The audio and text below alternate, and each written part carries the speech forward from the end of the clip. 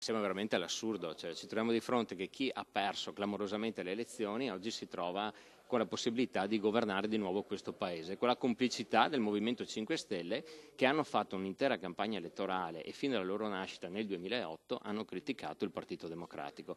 Quindi veramente ci troviamo in una situazione drammatica dove la democrazia, a mio parere, non ha più alcun senso. Una proposta delirante e offensiva per gli elettori. Così i leghisti veneti bollano l'ipotesi di un governo 5 Stelle PD. Se per il capogruppo in regione Nicola Finco sarebbe uno schiaffo al risultato uscito dalle urne il 4 marzo, il presidente della prima commissione Marino Finozzi sottolinea come ad aver vinto le elezioni non siano stati i grillini ma il centrodestra unito. Non solo è una proposta sbagliata, sostiene, ma anche difficile da realizzare.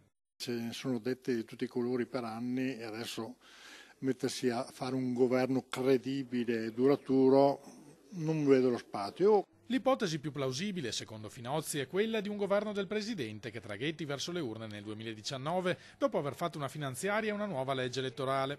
Altre maggioranze, riflette, non sembrano possibili. La Lega non ha nessuna intenzione di tradire gli alleati con cui si è presentata alle elezioni del 4 marzo e quindi si va avanti o con tutti o con nessuno, anche perché altrimenti andare a fare da stampelle 5 Stelle, andare a fare minoranza quando noi abbiamo vinto le elezioni mi sembra poco opportuno.